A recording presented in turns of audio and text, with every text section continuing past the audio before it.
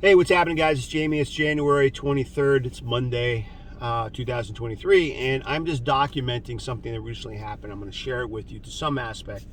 I'm not going to give all the specific details, but maybe you're going through something in life that's a little bit of turbulence, and I'm just sharing, one of mine and what we're doing, and hopefully you get some encouragement from that. And if my girls see this later, because they're young, they'll remember this day, right? So let me see. Let me be tactful here how I present this. I haven't thought this through. I'm just saying this before I go in the office. But I looked at the market this morning. The market was up a little bit. I feel like the market will be most likely pulling back here. I'm expecting it. It's like watching a wave build and build and build. You're like, it's going to crash. It's coming down. It's building. It's building. It keeps building, and then eventually comes down. So that's why I feel like I'm looking at the market. But I'm trying to, get some, pick some opportunities out of that in the meantime. So I put that aside. I've already made my choices for the day, for the day and the week on how I'm going to kind of strategically go into the week for swing trades. But my daughters, who went to a private school, had an incident where my older daughter had some words with the teacher. The teacher had said some things that were just, to me, were out of line, right? And to the point where I said, my wife and I said, well, she wants to take them out of the school, right? We felt like that it was that big of a deal where it's just like, let's just get them out of there. So she took them out of the school, and then I went down there to confront them, right, to defend my daughter, to call them out, hold them accountable, right? And being a Christian, I didn't want to go down there with an angry. I don't want to go down there in anger, because I have a problem with anger. Meaning it's very easy for me to snap off. I don't mean like I'm going to punch someone in their face or whatever like that, because that's not what I mean. I'm just saying I don't want to escalate things and act in anger, okay? Act on emotions and how I feel, because that's never worked out for me. So I had to, pray about it and just make sure that going into this conversation, this meeting, that I was trying to be wise. I was trying to be peaceful. I was trying to be a professional, an adult, but also firm at the same time. And the teacher was there, and the principal was there, and I think the assistant principal. And we sat down, and they already knew that I had already announced we're going to take the girls out of the school. And so I asked them some very specific questions to get the teacher to kind of say what was wrong. I want to say, and see if this person will admit it, and own it, so to speak, versus make excuses or lie. Well, the teacher did admit it. I did say that. I shouldn't have said that. That was wrong, because I said that was out of place, what you said, right? And those comments aren't as important, right? Because it could be a million comments. But the comments as an adult, someone who is a caregiver, a teacher, I remember seeing this video with these little kids, and it was like a daycare of some kind. And it was Halloween, and the people put these masks on. They were scaring the heck out of these children. The kids were crying. And, there was no excuse for it, right? They were scaring these children. And any parent that confronted the person and said, look, you obviously were scaring the children. And, this person got fired and that type of thing. So I didn't go in there with the attitude of, I want this person to get fired. I just said, hey, we're taking the girls out of the school. If this is the environment is, we don't want them there. And hey, you were wrong, right, for what you said to my daughter. If you have any opinions, or you should say it to the parents, right, not to a 10-year-old child. So the purpose of that was, one, I wanted to defend my daughter, right? I would defend any of my children, and she'll know that her dad went down there and looked these people in the eye, right, and defended her, so that she felt like, my dad, my mom, my dad, my family's got my back, right? And we're not always perfect, none of us, right? But the people that are in your inner circle and the people that you love, like, they got to know you got their back. I know that is really important. I believe it is. And secondly, I needed to call out what was wrong, right? You can't just, maybe they didn't mean it, and it was just a mistake. And actually, I got some of that from the principal saying, we made some mistakes here. And he didn't talk like that, but he was just saying like, we made some mistakes, some real dandies, and we he admitted it, but he's just kind of like trying to play it, downplay it, and I didn't accept that. I said, no, like you're that's not acceptable, and I don't agree with that. I'm not going to just carry on.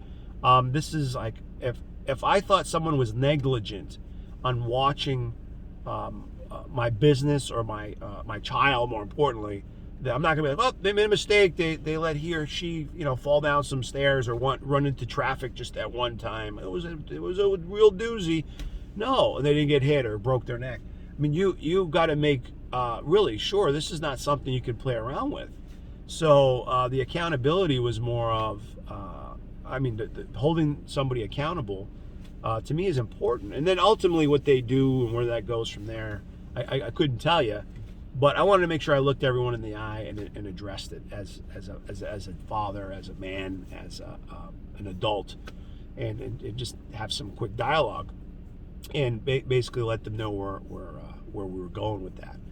So and then also, there was some business there that we had to conclude, and hopefully, they'll follow through on that. I think so. I believe so.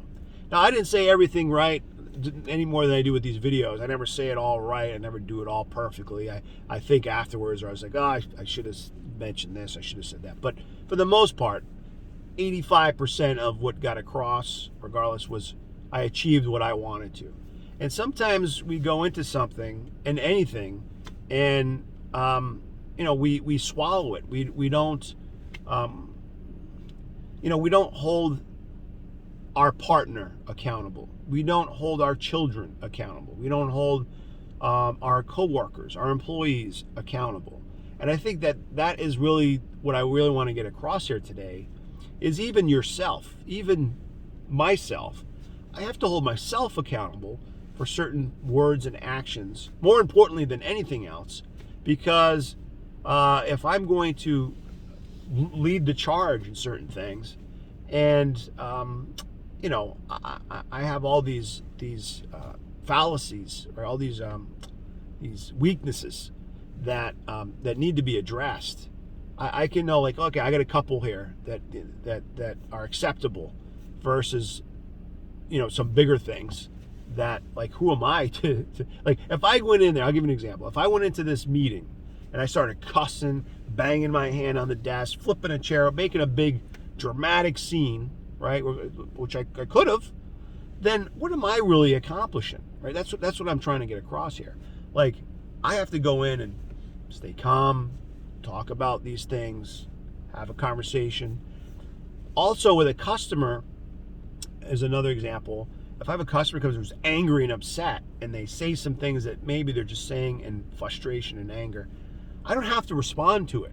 I can listen, I could let them vent, and instead of escalating things to a worse level.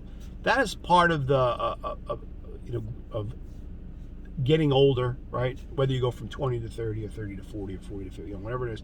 Like, that's some of the things I've noticed. I'm like, I handle that a little bit differently than I would have 10, 20 years ago. I think I can evaluate myself in that situation. And that's all we're ever trying to do, right? Is just get a little bit better. Be a little bit better.